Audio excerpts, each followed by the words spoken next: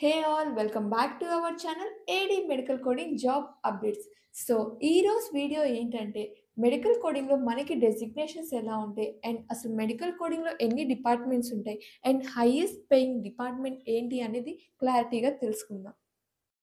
First designations. మీరు as a ఫ్రెషర్‌గా ఒక కంపెనీలో ప్లేస్ అయితే ట్రైనింగ్ పీరియడ్‌లో ఉన్న 3 మంత్స్ మిమ్మల్ని మెడికల్ కోడింగ్ ట్రైనీ అని పిలుస్తారు. అండ్ సక్సెస్‌ఫుల్‌గా మీరు ఆ ట్రైనీని కంప్లీట్ చేసుకొని ఫ్లోర్ మీదకి వెళ్ళి ఒక ప్రాజెక్ట్‌లో అసైన్ అయితే మీరు జూనియర్ మెడికల్ కోడర్ అవుతారు. అండ్ మీకొక 2-3 ఇయర్స్ ఎక్స్‌పీరియన్స్ వచ్చాక మీరు సీనియర్ మెడికల్ కోడర్ అవుతారు. ఆఫ్టర్ సీనియర్ మెడికల్ కోడర్ మీరు క్యూఏ అవుతారు. Quality analyst. ఇక్కడ మీరు జూనియర్స్ అండ్ సీనియర్స్ అసైన్ చేసిన కోడ్స్, చార్ట్స్‌కి క్వాలిటీ ఉందా? లేదా? అనేది చెక్ చేస్తారు. అంటే ఎర్రర్స్ ఫైండ్ చేయడం. ఆ తరువాత పొజిషన్ కోడింగ్ ఆడిటర్. ఇక్కడ కూడా సేమ్ అండి. చార్ట్స్‌ని ఆడిట్ చేయడం.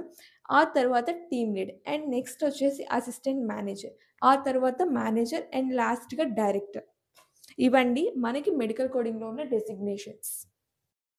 సో, ఇప్పుడు మనం మెడికల్ కోడింగ్‌లో ఉన్న డిపార్ట్‌మెంట్స్ గురించి అండ్ ఏ డిపార్ట్‌మెంట్‌లో ఏ టైప్ ఆఫ్ కోడింగ్ జరుగుతుంది అనేది డిస్కస్ చేద్దాం.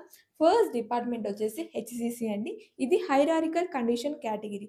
ఈ కోడింగ్‌లో మనం ఎక్కువ రిస్క్ అడ్జస్ట్‌మెంట్ మీద ఫోకస్ చేస్తామండి. అండ్ ఇది ఎక్కువ ఐసీడీ-10 బేస్ చేసుకొనే కోడ్ చేస్తాము మనం హెచ్‌సిసిలో.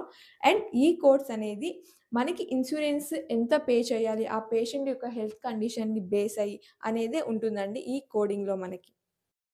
నెక్స్ట్ ఎమర్జెన్సీ డిపార్ట్మెంట్ ఈడీ అండి. Focus on coding diagnosis and treatment from emergency room visits. Coder must handle quick, valid and sometimes incomplete documentation. మనకి ఏదైనా యాక్సిడెంట్ కేస్ అనుకోండి, ఎమర్జెన్సీ. సో, అలాంటి కేసెస్‌ని ఇక్కడ మనం కోడ్ చేస్తామండి. నెక్స్ట్ వచ్చేసి evaluation and management E and M coding. Applies to physician patient visits like office consults and follow ups. Coders evaluate components like history, examination and medical decision making. ఇక్కడ కొంతమంది doctors వాళ్ళ own clinics పెట్టుకుంటారు కదండీ! అక్కడ coding.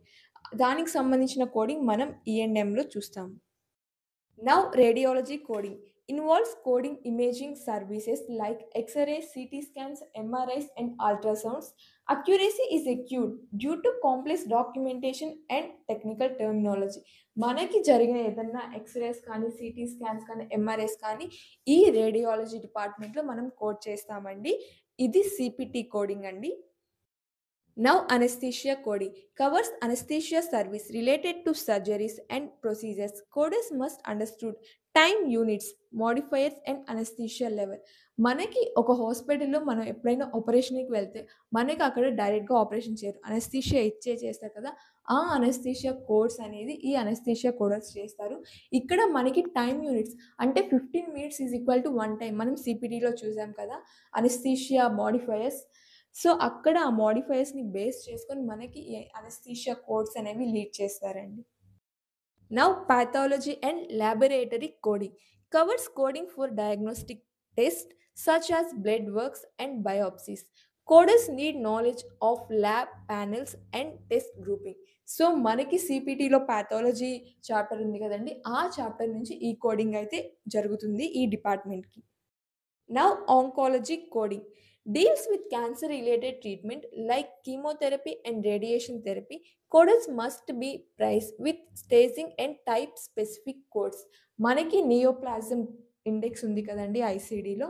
So, దానికి సంబంధించిన oncology అంటే cancer related coding అనేది మనకి ఈ డిపార్ట్‌మెంట్‌లో ఉంటుంది.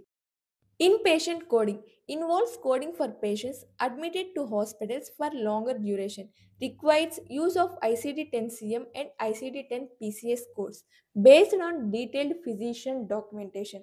సో, మనకి ఇన్‌పేషెంట్ కోడింగ్ అంటే ఒక పేషెంట్ కంప్లీట్‌గా హాస్పిటల్‌లో తన ట్రీట్మెంట్ కోసం జాయిన్ అయ్యాడు. సో, ఆ టైంలో మనం ఎంత డ్యూరేషన్ ఉన్నాడు ఆ పేషెంట్ హాస్పిటల్‌లో, ట్రీట్మెంట్ ఏం తీసుకున్నారు అనే కోడింగ్‌నే మనం ఇన్‌పేషెంట్ కోడింగ్‌లో చూస్తాం.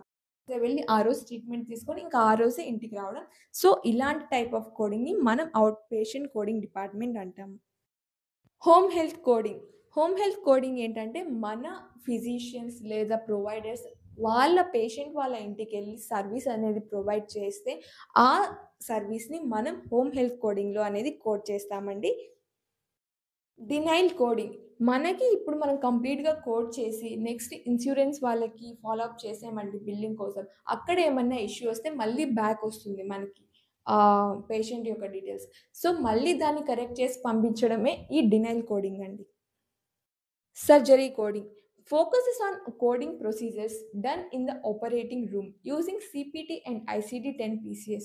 High attention to detail is needed due to complex surgical techniques. So, మనకేదైనా మేజర్ సర్జరీ జరిగిందనుకోండి. సో, ఆ కోడింగ్ అనేది మనం ఈ సర్జరీ డిపార్ట్‌మెంట్‌లో చూస్తామండి. సో, ఫైనల్ డిపార్ట్‌మెంట్ వచ్చేసి IPDRG inpatient diagnosis related group. It's used in patient hospital coding to classify hospital stays into groups for payment under Medicare. Coder assign ICD-10 CM and ICD-10 PCS codes to determine the appropriate DRG which impacts the reimbursement. So, ఇక్కడ మనకి కంప్లీట్‌గా inpatient and out patient ఇద్దరి codings ఉంటాయండి. నేనైతే ఒకటే అంటాను. మీకెప్పుడైనా ఒక ఎర్రర్ వస్తే, ఆ ఎర్రర్ నుంచి మీరు నేర్చుకోండి. నెక్స్ట్ ఆ ఎర్రర్‌ని రిపీట్ చేయొద్దు. సో, ఇలా ఉంటేనే మీరు క్వాలిటీ అనేది మెయింటైన్ చేస్తారు. మళ్ళీ సేమ్ ఎర్రర్ రిపీట్ చేస్తే మాత్రం మనకి కన్ఫర్మ్‌గా తిట్లు పడతాయి. అదైతే మనం చెప్పాల్సిన పని లేదు. సో, మీరైతే సబ్జెక్ట్ మీద ఫోకస్ చేయండి. అంతే తప్ప గూగుల్‌లో కోడ్స్ చూసి, కోడ్స్ అసైన్ చేసే పనైతే వద్దని చెప్తున్నాను. మోస్ట్‌లీ నేను ఒకటి చెప్పాలనుకుంటున్నాను. మాక్సిమం మీరు ఒక ఫ్రెషర్‌గా జాయిన్ అయితే మాక్సిమం కంపెనీస్ ఐ మీన్ ఒక 70-80% హెచ్‌సీసీనే ఇస్తారు. అండ్ ఎక్కడో రిమైనింగ్ పర్సెంట్ వచ్చేసి సమ్ అదర్ డిపార్ట్‌మెంట్స్ ఇస్తారు. అండ్ చాలామంది హెచ్‌సీసీ నుంచి క్రాస్ ట్రైనింగ్ తీసుకొని అదర్ డిపార్ట్‌మెంట్స్ వాళ్ళకి ఏ డిపార్ట్‌మెంట్ అయితే ఇంట్రెస్ట్ ఉందో ఆ డిపార్ట్‌మెంట్‌లోకి యాస్ ఎ ఫ్రెషర్‌గానో లేదా ఎక్స్‌పీరియన్స్ గానో వాళ్ళకి ఎలా కంఫర్ట్ ఉంటే అలా జాయిన్ అవుతారు. ఎందుకంటే సాలరీ మనకి హెచ్‌సీసీలో మీరు ఎన్ని ఇయర్స్ చేసినా ఒక లిమిట్ దగ్గరికి వెళ్లి ఆగిపోతుంది తప్ప పెరగదు. ఆ పాయింట్‌తో చాలామంది క్రాస్ ట్రైనింగ్ అయితే తీసుకుంటారు. సో, మీరు గనక ప్లాన్ చేస్తే మంచిగా ప్లాన్ చేసుకోండి. మెడికల్ కోడింగ్‌లో నా కెరియర్ ఉండాలి. నేను మంచి సాలరీ తీసుకోవాలన్న వాళ్ళు క్రాస్ ట్రైనింగ్ తీసుకొని డిపార్ట్మెంట్స్ అయినా షిఫ్ట్ అవ్వండి. అంతే తప్ప హెచ్‌సీసీలోనే ఉండొద్దనేది నేనైతే చెప్తాను. సో, ఫైనల్‌గా మీకు ఈ ఇన్ఫర్మేషన్ నచ్చింది, వాల్యుబుల్ అని మీరు ఫీల్ అయితే మన ఛానెల్‌ని సబ్స్క్రైబ్ చేయండి. అండ్ మీ ఫ్రెండ్స్‌తో కూడా షేర్ చేయండి.